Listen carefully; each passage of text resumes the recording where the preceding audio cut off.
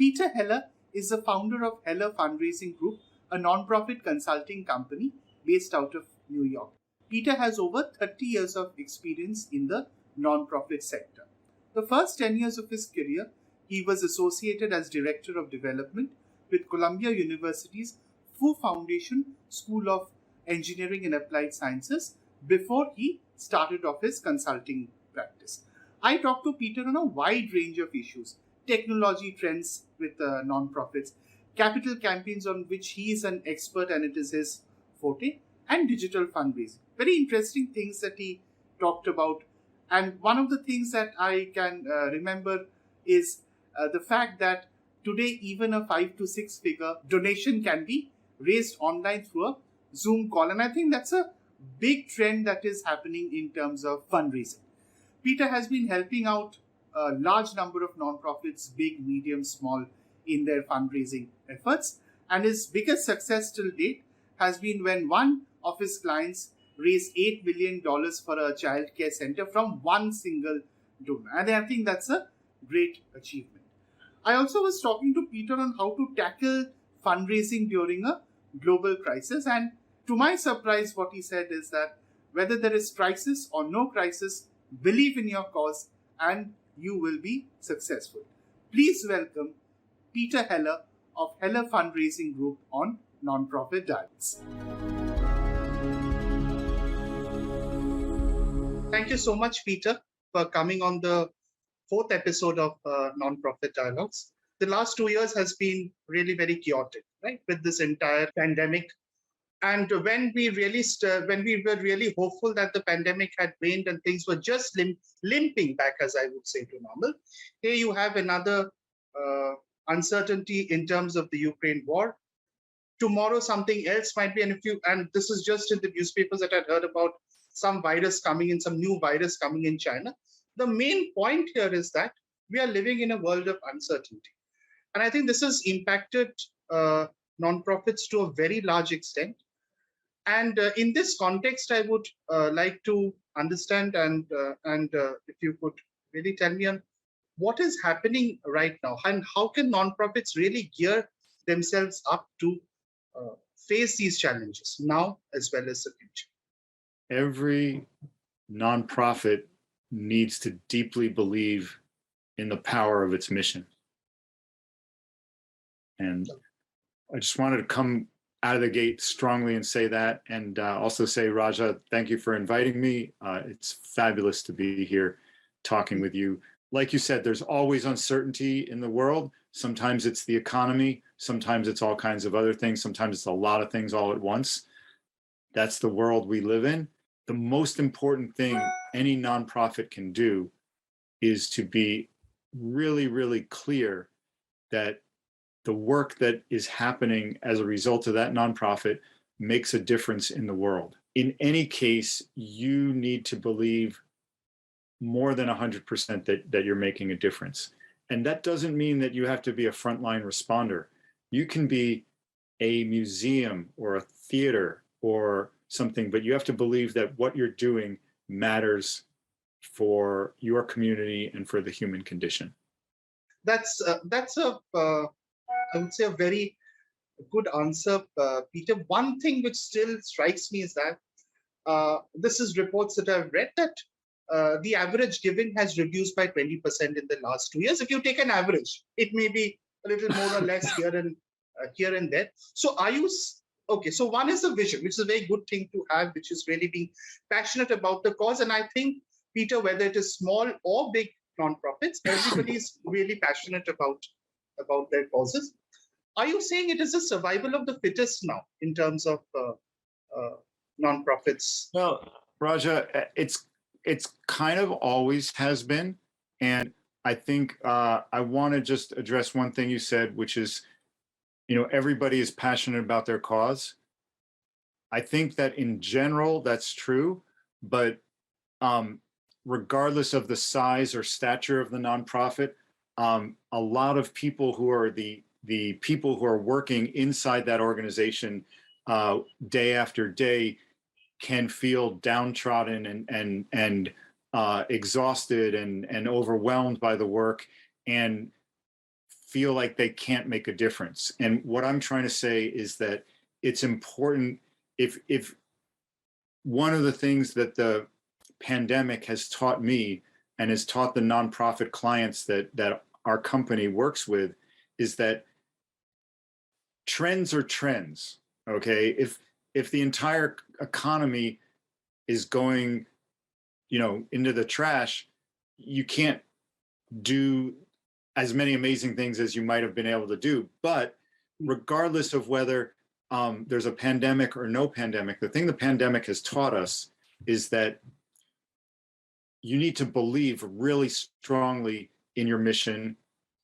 If you don't, you should kind of pack up and go home. And because in terms of fundraising, that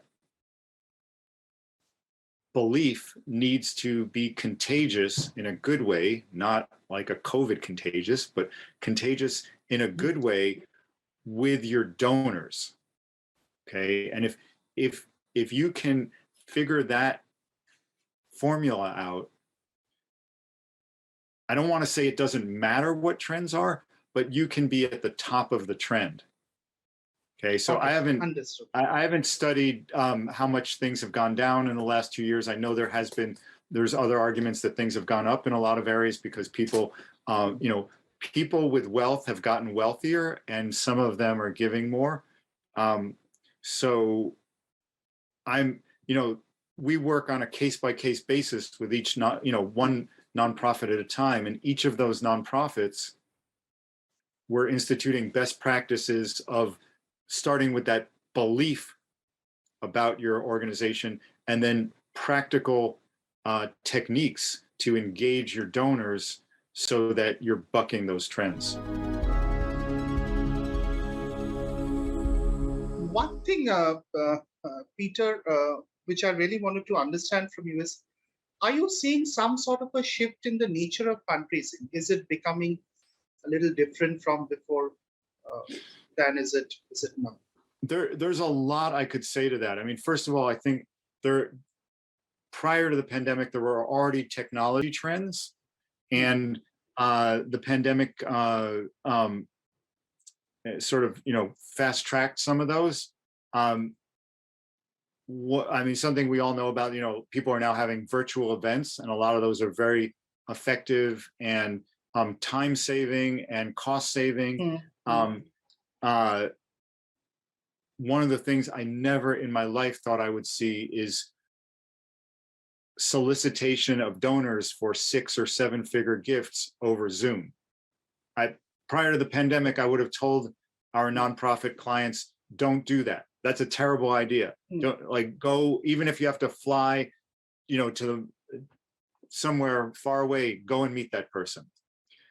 That's changed. And the big thing that I think is really important, this is just my personal belief, is that let's remember we're still human beings, and we need to connect with other human beings. The two-dimensional screen is not always enough. So we have to make sure that the technology and the digitization doesn't take away our humanness. I frankly think that's an issue, not just in the nonprofit world. It's something that's happening culturally altogether. But that's a soapbox of mine that I get. But I think that ultimately, things go in one direction and they come back in another. At some point, people are going to be like, man, when am I going to see another person again? And people are already getting together, but there's going to be like probably a change towards that. Out of the 1.5 million nonprofits in US, do they have a structured a strategic fundraising plan process for the year? In your years of experience that you have seen. Right. So if let's just talk about the United States for a minute, because that's where I know the figures. So there's about 1.5 million 501c3 charitable organizations, and there's a whole bunch of other nonprofit designations, but of that category, and the vast majority of them are really small, and I don't remember the numbers. You can look them up. most organizations do not have a strategy or a plan. And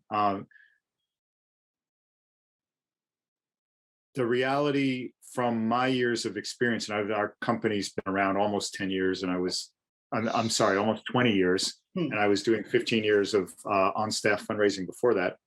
So it kind of doesn't matter the size of the organization or how long it's been around. You can always improve and put fundraising plans into place.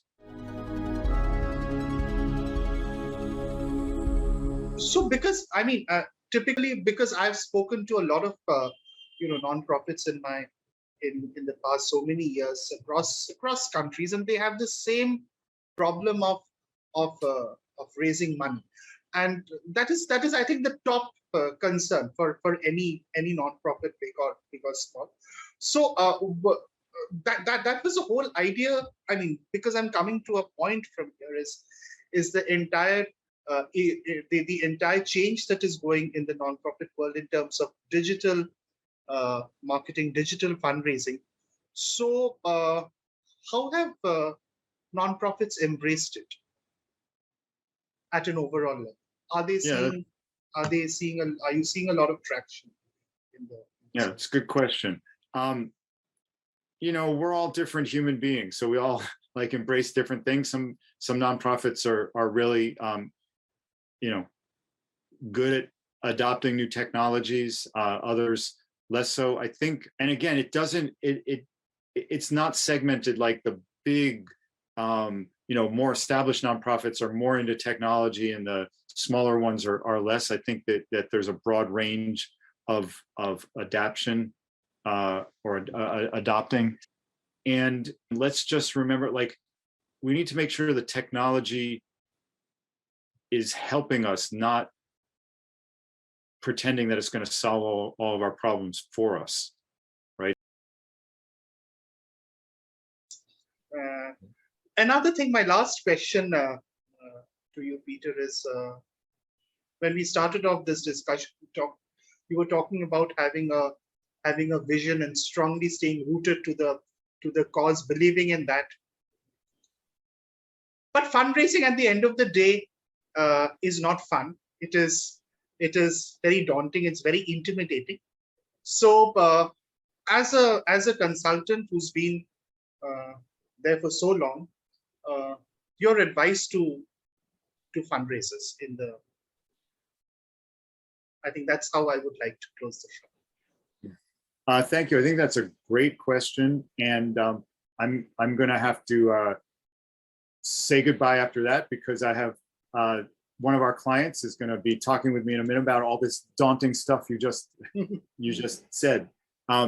So here's the thing.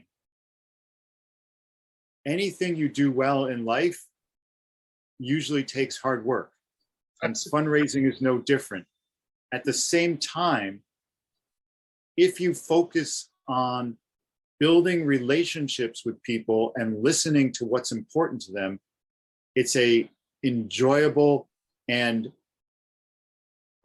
positive activity, and the money is simply a byproduct of that. If you get all nervous and scared that you're going to have to twist somebody's arm for money, then it's not going to be enjoyable, and you're actually not going to get as much money. So if you build a relationship, focus on that, and then let the money come out of that, you're going to be more successful, and you're going to be less stressed out. And I think it's also about having the zeal till the end, till the time you reach that final goal, Peter. So yeah, absolutely. Staying on till the end of the goal. Yeah. I think that was a fantastic interview. Thank you so much to be on. Yeah.